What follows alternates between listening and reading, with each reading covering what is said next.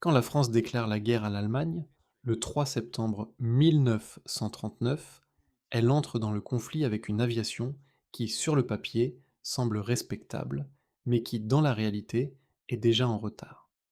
À ce moment-là, l'armée de l'air ne dispose que d'environ 1200 avions considérés comme modernes, dont à peine plus de 800 de chasseurs. À côté de ça, près de 1500 appareils sont encore issus des années 30, parfois déjà dépassés avant même d'avoir combattu. Dans les unités de chasse, on retrouve surtout des Curtiss H 75 commandés aux États-Unis, des Morane Saulnier 406, des Potez 63 et encore quelques vieux des Wheaton D500 et D510. Ce sont des avions corrects, mais pas exceptionnels. Ils peuvent tenir face à certains adversaires, mais ils ne dominent rien.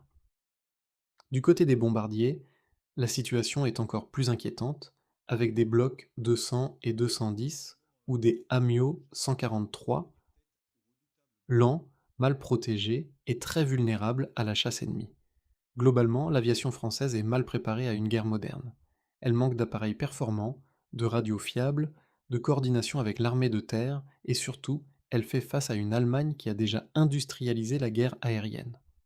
Fin 1940, la Luftwaffe dispose de près de 10 000 avions modernes. Le rapport de force est déséquilibré dès le départ. Quand l'invasion commence en mai 1940, la France ne peut aligner qu'environ 1500 avions réellement disponibles, dont moins de 800 chasseurs. Et à ce moment-là, dans tout cet arsenal, un seul chasseur français peut vraiment rivaliser avec le Messerschmitt Bf-109 allemand, le Dewoittin D520. Pour comprendre d'où il vient, il faut revenir en 1936. Cette année-là, le ministère de l'Air lance un appel d'offres pour un nouveau chasseur. Il faut un avion rapide, capable de monter vite, bien armé, facile à déployer, et surtout capable de remplacer les vieux D510 qui commencent à dater sérieusement. Avant tout, pour soutenir la chaîne, abonne-toi, mets un like et booste la vidéo si tu as la possibilité de le faire, ça m'aide beaucoup à me développer. Émile de Watine, ingénieur et constructeur passionné, décide alors de se lancer dans le projet. Il n'attend pas forcément l'aide de l'État. Il finance lui-même une partie du développement, convaincu qu'il faut absolument moderniser la chasse française. Son objectif est clair, dépasser les 520 km/h, un seuil symbolique à l'époque. Ses premiers projets sont jugés trop faibles. Il revoit donc sa copie, propose un nouveau modèle plus ambitieux.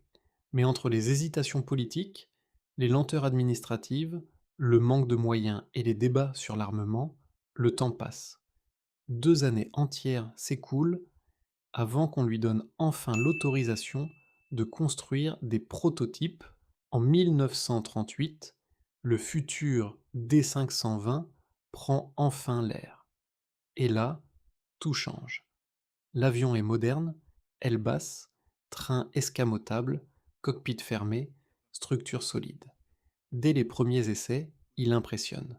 Il dépasse les 550 km/h, grimpe rapidement à haute altitude et montre d'excellentes qualités aérodynamiques. En montée, il peut atteindre plus de 5000 mètres en moins de 13 minutes. En piqué, il frôle les 800 km/h, ce qui est énorme pour l'époque. Par rapport aux chasseurs précédents, c'est un bond en avant. Il est propulsé par un moteur Hispano-Suiza de 1000 chevaux, fiable sur le papier et équipé d'une hélice à pas variable. Son armement est sérieux. Un canon de 20 mm tirant dans l'axe et 4 mitrailleuses dans les ailes. Face au Bf-109E, il est légèrement plus rapide, un peu moins maniable, mais parfaitement compétitif. Sur le plan technique, le D520 est enfin au niveau des meilleurs chasseurs européens. Mais tout n'est pas rose. D'abord, l'avion est exigeant. Il est délicat à piloter, surtout à basse vitesse. Les erreurs se perdent cher. Plusieurs accidents vont le prouver. Ensuite, le cockpit est reculé, ce qui limite fortement la visibilité vers l'avant au sol. Pour les jeunes pilotes, c'est un vrai problème lors des roulages et des atterrissages. Surtout, le moteur souffre de problèmes de refroidissement. Ces défauts ralentissent donc la production, provoquent des immobilisations et compliquent la mise en service. Malgré cela, l'armée commande plus de 2000 exemplaires. Le potentiel est évident. Le problème, c'est que l'industrie française n'est pas prête à produire aussi vite, surtout dans un contexte de guerre imminente.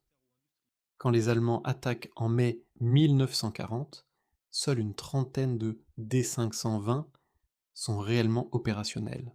30 pour défendre tout un pays. Pendant la bataille de France, les usines continuent malgré les bombardements, les pénuries et le chaos. Petit à petit, d'autres avions sortent des chaînes.